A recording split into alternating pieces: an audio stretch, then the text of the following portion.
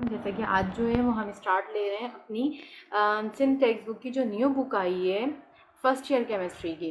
सही। अच्छा, तो सिंध टेक्स्ट बुक में हमारे पास आज हम स्टार्ट लेंगे फर्स्ट ईयर केमिस्ट्री। जैसे फर्स्ट ईयर केमिस्ट्री जो है वो न्यू बुक आई है और इस हिसाब से हम जो आज अटेम्प्ट करें वो हमारा लेक्चर नंबर 1। लेक्चर नंबर 1 में हमारे पास जो पहला चैप्टर आ रहा है वो है हमारे पास स्टीचियोमेट्री। स्टीचियोमेट्री में हम किस चीज़ के ऊपर डिस्कस करेंगे या किस तरह से हम काम करेंगे वो सारी बात इसमें आती है। स्टीचियोमेट्री में हम मेजरमेंट के ऊपर बात करते हैं। मेजरमेंट किसकी? जो हम रिएक्शन प्रोसीड आउट कर रहे होते हैं रिएक्टेंट और प्रोडक्ट के, तो वो हम इसके अंदर डिटेल में पढ़ेंगे। जैसे कि हमने 9th क्लास में जो थोड़े बहुत न्यूमेरिकल्स किए थे, मोल, मोलर मास, इन सब के, वो यहाँ पर हम थोड़ा डिटेल में पढ़ेंगे। अगर फर्स्ट ईयर वाले जो स्टूडेंट्स हैं जिन्होंने अच्छी तरह 9 में ना पढ़ा हो, तो वो हमारी पीछे जो वीडियो हम बना चुके हैं पिछली 9th क्लास की, तो उनमें जाके वो मतलब देख सकते हैं, अपनी जो भी एक क्वेरीज़ हैं वो सॉर्ट आउट कर सकते हैं। अच्छा जी, अभी हम स्टार्ट लेते हैं कि हमारे पास मोल किसके बराबर होता है। मोल क्या होता है भाई? जो भी हमारे पास एटॉमिक मास होता है या ग्राम फॉर्मूला मास होता है या मॉलिक्यूलर मास। किस की बात की मैंने? मॉलिक्यूलर मास या फिर एटॉमिक मास या फिर फॉर्मूला मास, ये सब अगर किस में एक्सप्रेस हो रहे हो? ग्राम में, तो वो हमारे पास 1 मोल के बराबर होगा। किसके बराबर? 1 मोल के बराबर होगा। और इसी तरह से अगर हम बात करें कि 1 मोल जो होता है, तो वो इन सब के जो यूनिट्स आएंगे इस हिसाब से वो बन जाएगा हमारे पास। जैसे कि अगर मेरे पास किसी भी स्पीशीज़ का मॉलिक्यूलर मास है, तो अगर मैं यहाँ पे एग्जांपल लूँ कार्बन डाइऑक्साइड की, कार्बन डाइऑक्साइड में अगर मैं कह रही हूँ कि इसका जो मॉलिक्यूलर मास है वो 44 है, तो 44 जो इसका अगर मेरे पास मॉलिक्यूलर मास है वो मेरे पास आ गया 44। और अगर मैं कहूँ कि इसका जो मॉलिक्यूलर मास है तो उसमें ग्राम पर मोल आ रहा है, तो ये जो मॉलिक्यूलर मास है ये किस में कन्वर्ट हो गया? ग्राम पर मोल में। और ये जो ग्राम पर मोल है इसका ये कहला रहा है मोलर मास। और जो मोलर मास होता है वो 1 मोल के बराबर होता है। ये वाली बात समझ में आ गई यहाँ तक? अच्छा, अब इसी तरह से हमारे पास एक और बात आती है। मोल के बाद हमारे पास एक और डेफिनेशन आती है जिसको हम कहते हैं एवोगैड्रोस नंबर। एवोगैड्रोस नंबर हमारे पास क्या होता है कि अगर ये जो मोल है इसमें कितने पार्टिकल्स मौजूद हैं। जैसे अगर 1 मोल है तो उसके अंदर 6.02 एक्सपोनेंट की पावर 23 पार्टिकल्स मौजूद हैं। ये जो पार्टिकल्स हैं ये इस बंदे ने बताए, एवोगैड्रो जिसका नाम है, इस वजह से इसका नाम जो है वो एवोगैड्रोस नंबर ही हम याद रखते हैं। एवोगैड्रोस नंबर जो है हमारे पास बराबर होता है 6.02 एक्सपोनेंट की पावर 23 पार्टिकल्स के बराबर, और उसको जो सिंबल है वो Na कैपिटल होता है। अच्छा जी, एक होता है सोडियम, सोडियम का A स्मॉल होता है, इसका कैपिटल होता है। ये जो भी एक मोल होगा वो इसके बराबर है। तो यहाँ पर अगर 44 ग्राम पर मोल कार्बन डाइऑक्साइड है तो वो भी इसके बराबर है।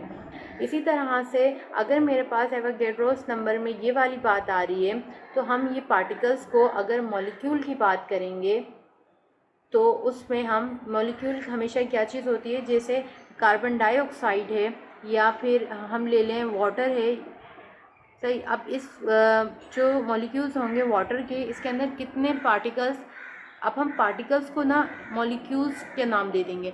तो अगर वाटर का मैं मोलर मास निकालूं तो मेरे पास आता है 18 ग्राम पर मोल। अब ये जो 18 ग्राम पर मोल है ना, इसमें मोल आ गया और ये जो मतलब मोलर मास बन गया, तो इसके अंदर मौजूद है 6.02 एक्सपोनेंट की पावर 23 मॉलिक्यूल्स। इसी तरह से अगर हम बात करें कि जो एटम्स मौजूद होते हैं, एटम्स हमेशा एक एलिमेंट के अंदर मौजूद होंगे। तो एलिमेंट की अगर मैं बात करूं, जैसे मैं यहाँ पर सोडियम ले लूँ, सही। ये मैंने कौन सा एलिमेंट ले लिया? सोडियम। अब मैं सोडियम के अंदर कह रही हूँ सोडियम का एटॉमिक मास जो होता है उसको मैं कहूँगी 23 AMU। ये मेरे पास हो गया इसका एटॉमिक मास यूनिट। इसको मैं किस में कन्वर्ट कर दूँ? 23 ग्राम पर मोल में। इसको मैं मोल में लेकर आ गई, तो ये मेरे पास मॉलिक्यूलर मास बन गया। यहाँ तक ये एटॉमिक मास है। यहाँ पर जब मैं बात कर रही हूँ ग्राम पर मोल के यूनिट के साथ, तो ये मोलर मास है। ये सब चीज़ें मैंने 9th क्लास में अच्छी तरह बता दी हैं। इसमें सिर्फ हम जल्दी जल्दी लेके चलेंगे। 23 AMU, 23 ग्राम पर मोल AMU के यूनिट को हमने चेंज किया। अब हमारे पास 23 ग्राम पर मोल किसके बराबर होगा, वही मतलब अगर एक एटम होगा तब भी वो इस वैल्यू के बराबर है, पूरा मॉलिक्यूल है तब भी वो इस वैल्यू के बराबर है, लेकिन बस क्या रहेगा यहाँ पे उसका जो मोलर मास होगा वो याद रखना है। तो ये यहाँ पर अगर 23 ग्राम पर मोल है तो ये भी हमारे पास किसके बराबर होगा, 6.02 एक्सपोनेंट की पावर 23। और यहाँ पे अगर मॉलिक्यूल यूनिट आया था तो यहाँ पे क्या यूनिट आएगा, एटम। क्लियर भाई? अच्छा, अब ये एवोगैड्रोस नंबर तो अच्छे से क्लियर हो गया। अब हम दूसरी बात करते हैं मोलर वॉल्यूम। मोलर वॉल्यूम में भी देखें यहाँ पे कुछ नाम आ रहा है, मोल। मोल मतलब यहाँ पे भी यूज़ हो रहा है। तो यहाँ पर मोलर वॉल्यूम क्या होता है कि अगर मेरे पास एक मोल है और वो बराबर है STP पे किस वैल्यू के 22.4 DM³ के बराबर है, लेकिन किस पे, at STP। What is at STP? STP हमारे पास होता है स्टैंडर्ड टेम्परेचर एंड प्रेशर, ये इसके बराबर होता है। तो हमारे पास हम कहेंगे कि हमारे पास जो अगर एक मोल है तो वही 22.4 DM³ के बराबर है। अब मैं अगर एग्जांपल लूँ कि अगर मेरे पास एक मोल है कार्बन डाइऑक्साइड का जिसका मोलर मास है 44 ग्राम पर मोल और इसके अंदर वॉल्यूम कितना मौजूद है, 22.4 DM³, और इसके अंदर पार्टिकल्स कितने मौजूद हैं, 6.2 एक्सपोनेंट की पावर 23 मॉलिक्यूल्स। सही है भाई, ये चीज़ क्लियर हो गई। यह चीज़ हमारी किस में काम आएगी, न्यूमेरिकल्स में। यहाँ तक की बात क्लियर हो गई। और ये जो मोल, एवोगैड्रोस नंबर और मोलर वॉल्यूम है ना, इन सब की डेफिनेशंस हमें बुक में मिलेंगी। ओके जी, कितने मिनट। अब हम जो हमारी थोड़ी सी मतलब कैलकुलेशन की तरफ जा रहे हैं, तो उसमें एक चीज़ याद रहे कि अगर मैं किस एलिमेंट की बात कर रही हूँ या फिर यहाँ पे मैं ले लेती हूँ, हमारे पास ये बुक में टेबल मौजूद है 1.1। तो ये एक दफ़ा देख लीजिएगा। मैं यहाँ पे सिर्फ उसकी एक एग्जांपल देके बता रही हूँ। ओके, नेम ऑफ सब्सटेंस मैं यहाँ पे लिख देती हूँ और फिर उसके बाद मेरे पास अगली जो चीज़ इसमें बनी हुई है वो है मेरे पास सिंबल या फिर उसका फॉर्मूला, और उसके साथ ही यहाँ पर मींस के उसकी जो भी एटम्स हैं या फिर उसका जो मैस है वो लिखा हुआ है। तो हमारे पास मोलर मैस आ जाएगा। मोलर मैस हमारे पास किस में होता है, ग्राम पर मोल में उसका यूनिट होता है। और यहाँ पर जो है उसके पार्टिकल्स आ रहे हैं। क्लियर? अब मेरे पास अगर कोई नेम ऑफ सब्सटेंस में मेरे पास इस तरह से आता है कि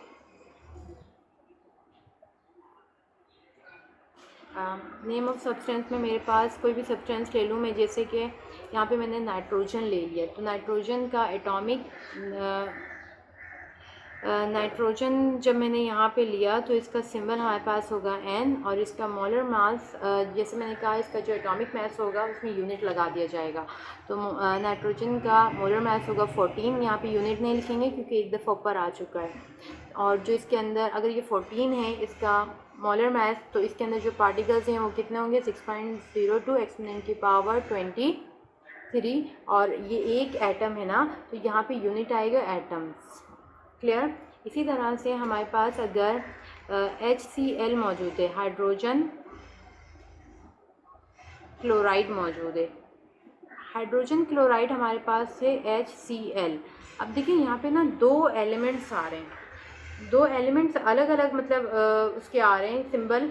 और इसमें कितने मतलब कि इसका जो मोलर मास होगा वो हमारे पास होगा 36.5।